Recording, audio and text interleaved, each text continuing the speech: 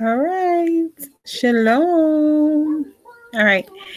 So this video is on proper pushing during labor. These are just some tips. And Daddy is calling me again. Hold on just a second. Shalom, honey.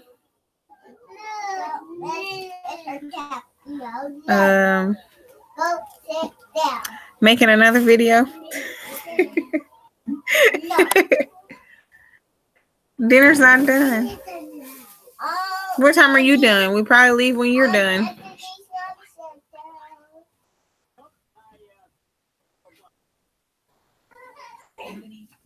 Get away from Mama.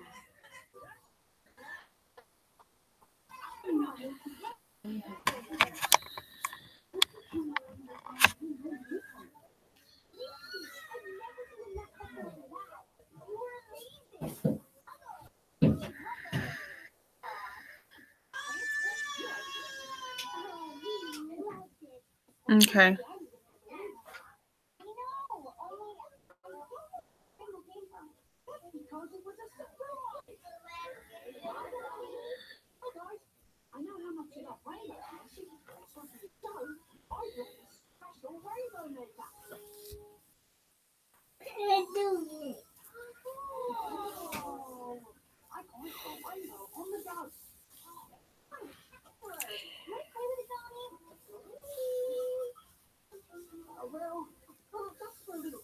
I'm still testing it. Not till it start higher than 2, okay? Right? Yep. Got it. Thanks for coming, everyone. You said 6:45.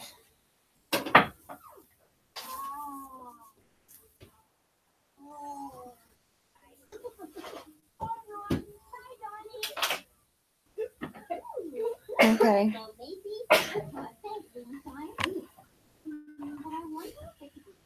Okay.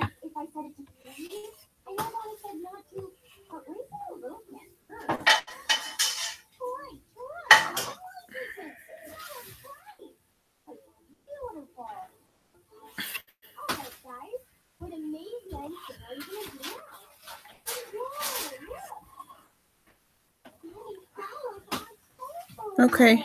Go back. 1, 2, 3. Go back. 1, 2.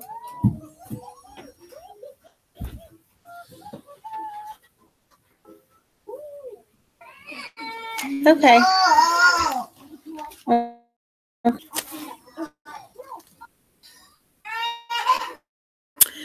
right.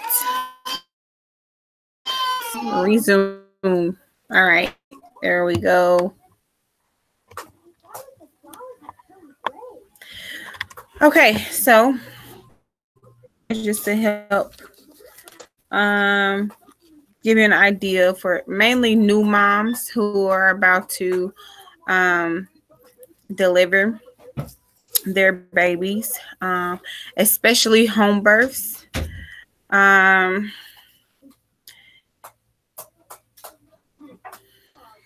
Because this is going to be your first time delivering a baby, so it's kind of difficult to discern exactly when you are to push or if you are to push, just because we've been taught that okay, when you're dilated to 10, all right, push, that means push. But all over the world, with so many different cultures, a lot of women don't push. It's perfectly normal. It's perfectly fine not to push because your body is going to push on its own. I don't recommend you like pushing like that. My push is more of a nudge, like I'm pushing, just I'm assisting the baby. I'm assisting the contraction. So when I feel a contraction coming and I feel that urge to push, then I'm giving it just a little bit of, this is how I'm able to communicate during my labor process. and I'm able to tell people who's in the room with me, okay, this is what's happening. Okay, no, this is happening. Okay, hold up. All right, wait. Okay, so because I'm not, you know, like they tell you to do in the hospital, which is the number one cause for hemorrhoids, number one cause for, what is it called? They call it, dang, what is that thing called? Something rectus. I don't know, but I had that rupture. It ruptured my whole abdominal cavity with my first son. Son, put that down. Go in there. Go sit down. Go back and sit down. Go sit down. Anthony, go in there and sit down. They somehow find their way sneaking back in here. Okay. So with the actual pushing like that is the number one cause why moms have veins popping in their eyes. They have a hernia. They get an abruption in their intestines because they're aggressively pushing, and you should not be aggressively pushing like that. The only reason you would need to aggressively push is in like an emergency type situation where, okay, baby is stuck. But even that's not an emergency. My last son, he was stuck in the birth canal to where I actually had to let everybody know in the room. I said, okay, he's stuck. Okay, now I'm going to have to scream push. Like, so I had to do that to get him to start moving again. Because his shoulders, once he came out, what we found was his shoulders were very, very broad. They were very wide. And he was no longer just sliding and coming down himself along with the contractions. He needed a little bit of assistance. So that's when I actually started like doing a forceful push with him. But outside of that, none of that's really necessary. Because you want to decrease the risks of tearing. You want to decrease the risk of developing a hernia. And you definitely want to decrease the risk of getting hemorrhoids. If you're doing a hospital birth, 9 times out of 10, you're going to get all 3 of those. You're going to get tearing. You're going to get the hernia. And you're going to get hemorrhoids. This is because this is how they're coaching you to get the baby out. What they don't tell you is, even in your pushing, they're not telling you how to push. In our mind, we think, okay, the baby is in our uterus and the baby is coming from the vagina. It's saying, go in there and sit down. Go sit down. Go get Maury. Go get Maury. Go get Maury. Go get him. Go get Maury. Go get, you better go. Get him. And you better not scream. Okay, he ran in there, so don't even worry about grabbing him. Just make sure he doesn't come back in here, please. Okay. What was I saying? My son made me lose my train of thought. Okay, so in the hospital, they're not really telling you what a push is, how to push. They're just saying, okay, now you can push. So in our mind, we're automatically going to think, okay, since baby's in the uterus and the only way that the baby is coming out is through the vaginal canal, that means we have to push like something's coming out of our vagina. That's incorrect. Okay. Erase that out of your mind. You're not going to push like something's coming out of your vagina. What you're actually going to do is you're going to push like you have to poop, like you're having a bowel movement. Okay. So don't push where you're trying to push something out of your vagina. You're going to push like you're trying to have a bowel movement. Okay. So in the event that the stage comes where, okay, it's time to push, that's how you're going to push. Okay. With the last birth that we just had, with a sister. I was coaching her through the whole thing.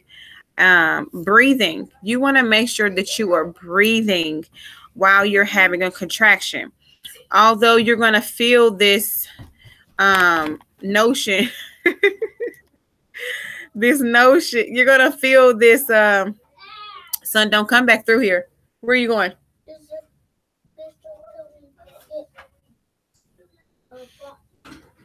Okay. You're going to feel like, oh, these contractions, I want to push. Don't push. It's not your time to push, okay? And do not clench. Do not ball yourself up. You want to breathe through every contraction. Not that.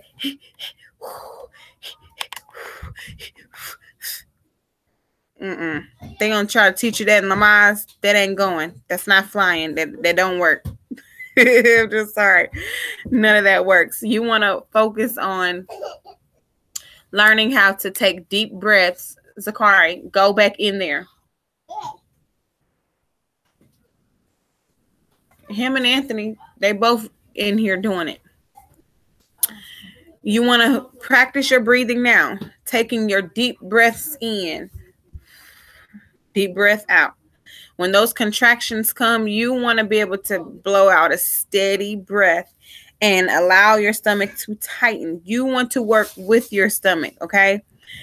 In the event that the contraction gets too strong for you, where you feel like, oh, I am going to push. I want to push because I want this contraction to stop. Do not push. Just make a calming noise, okay? A moan, a groan. Those are calming noises that'll keep baby calm. That'll keep his heart rate down, keep it calm. So when that contraction comes, when you start feeling that pain, you can, ooh, you know, you're speaking to baby when you do that, okay? You're bringing him down. The sound that he hears is letting him know, okay, it's time to engage. Let me engage into the pelvic area, okay? But do not push. You can make these noises. Those noises are going to keep baby calm. They're going to keep you calm. They're going to keep you level. So as you feel those contractions strengthening, you just want to,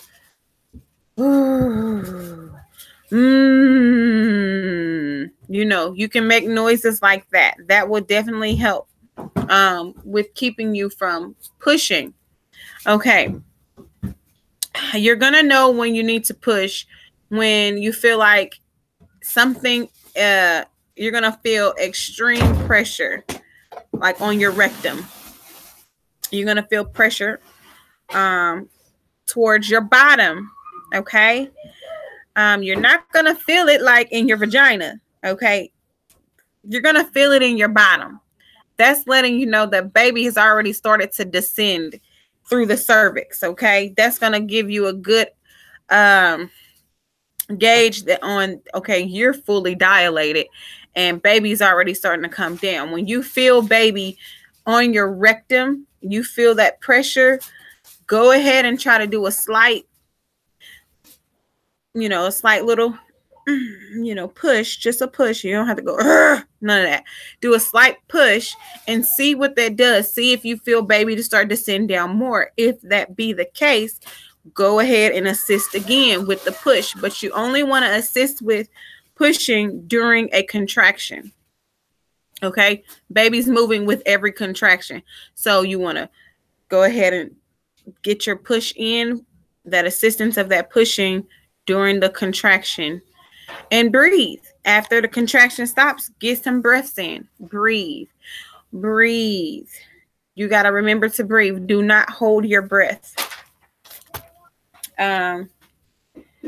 Most terms you will hear being used if you're going to do a hospital birth is they're going to say, okay, bear down. Bear down just means push like you're about to poop. That's what they're saying. Push like you're about to poop. But they expect us to know what they're saying. So I'm going to help you. If they tell you bear down, that means chin to your chest. Like that. And you're going to take a deep breath. And you're going to breathe through the contraction. You're going to breathe through the push, bearing down, and you're going to chin to the chest, and you're going to push like you're having a bowel movement. Okay, so that's what the doctors or the midwife or the delivery nurses are trying to tell you. Push like you have to poop. So just remember that. Push like I have to poop. Push like I have to poop. Okay, and that's the proper way to push. Don't push too soon. So you just want to make those noises until you feel that pressure on your rectum. And you're going to know what I'm talking about. I'm not saying until you feel like, oh, there's something in my vagina. No. It's going to feel like you have to poop and you can't hold it. That's the proper time to push, because that's the baby. He's descending down, and he's come through the cervix, and he's sitting there. Okay. That's when you want to go ahead and give that urge and push like you have to have a bowel movement. Demore, get your brother. Okay. And it's going to be an urge. It's like you're not even going to be able to stop it. That's how you know it's time to push. It's not something that you can hold. It's like somebody tell you to hold your pee and you can't hold it anymore. That's how it's going to be. Like hold the baby. You can't hold the baby because your body's going to be pushing the baby out. So that's the type of feeling it's going to be. Like you have to massively poop and you can't hold it. That is when you push. Okay. And do not, don't do that. Okay. Just slowly, just a nice little nudge, because you don't want to push your intestines out. You don't want hemorrhoids. That's what hemorrhoids are. When you push too hard and your intestines kind of come out, the inward parts come out. That's what a hemorrhoid is. You don't want that. Those are very painful. And they take maybe a week and a half to heal. So you don't want to do that. Okay. Use your calming noises to just keep you calm until that time for pushing comes up. Oh. Those nice mellow sounds. Not screaming. You don't want to stress yourself out. You don't want to stress baby out. Just try to stay calm. And if you have to do that, if you got to call on Jesus, you can do that. Jesus, I don't know. Just don't scream, because when you scream and you just start trying to grab, and you're getting all, you're making yourself, you're stressing yourself out. You're going to make your adrenaline start pumping, and you're going to make yourself anxious. You want to stay calm. Okay. So think calm movements, and it's okay to move while you're making these noises. You can move, you can squat, you want to stay calm through the whole process. Okay. Okay. So I said that you want to breathe through your pushing, and you want to take deep breaths. Do not take sudden breaths. You want to try to keep yourself calm. Take as deepest breaths as you can. And stay calm, Hold on to your husband. Whatever is going to keep you at peace. Whatever's going to keep you calm. That's what you want to gravitate towards. Whatever is your calming point, your focal point. You want to focus on that and just... my husband, he breathes with me, when he's here. Sometimes he'll, at the burst that he's able to make it to. If I hadn't pushed the baby out before he's gotten there, he's there and he's holding me, and he's staying calm. We're both calm, and he's encouraging me through it. So you want to stay calm, and you want to breathe. And he's reminding me, okay, honey, breathe. Deep breath in. Like right now, during my my exercises, my workouts that he has me doing, he has me focusing on breathing exercise right now. So we're doing a lot of breathing exercises and the breathing techniques with the diaphragm as well as with the uterus. So you want to definitely make sure that you are focusing and practicing your breathing now. So that way, when contractions come, you're able to gauge, how long you need to exhale, when you need to inhale. You want to already know how to be able to properly breathe before you actually are placed in the position to breathe. Okay. These are ways that you can actually push baby out. I don't like saying that, but help baby come out to minimize tearing. With my children, I kneel.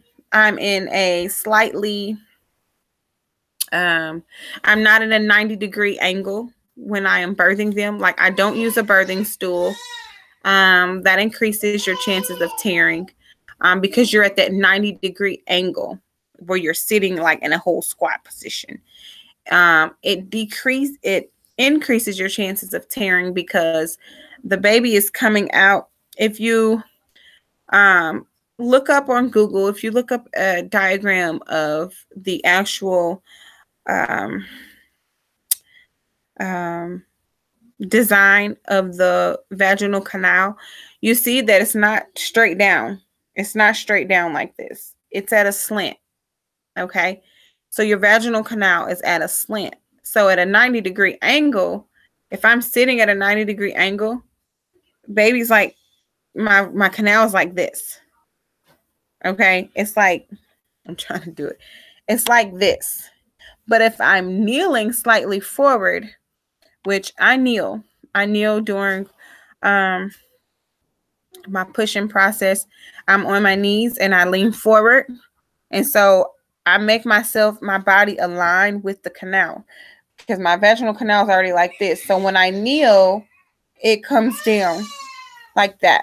So baby can just slide out like it's supposed to. And that keeps me from tearing. Thank the Father, I have not torn with any of my children. That's one of our cousins in there screaming right now. Hopefully y'all can hear me over her screaming. But I lean forward. I slightly lean forward so that my body is like that, where baby can just work with gravity and come down. And they just slide out. Side laying is another position that you can push in, that you can help baby come out in. Side laying will help with Remio. I was on my side on a little bit. I was like in a mid. I wasn't completely on my back. I was leaned forward. I had one leg tucked up under me, and the other leg was like standing up. Well, not standing up, but like my knee up, and I was kind of side laying, and I pushed him out like that. So side laying helps. And all fours. I know you'll see some women, they're on all fours. ZZ, go back in there and sit. Go sit. Go get Maury. Thank you. Okay, so you can get on all fours. That will help as well. When you're on all fours and you're leaning forward, that makes your vaginal canal come straight down as well. So that will definitely help. Those positions help with minimizing tearing of the perineum. Okay, that's very sensitive tissue down there, and it will tear easily. Okay, so those are different positions that you can be in. Aggressively pushing too soon can damage your cervix. So do not aggressively push. Just do that little nudge and see what happens. See if that actually causes baby to start sliding down further in the canal. If it does, then you are free to go ahead with every contraction. Give that nudge.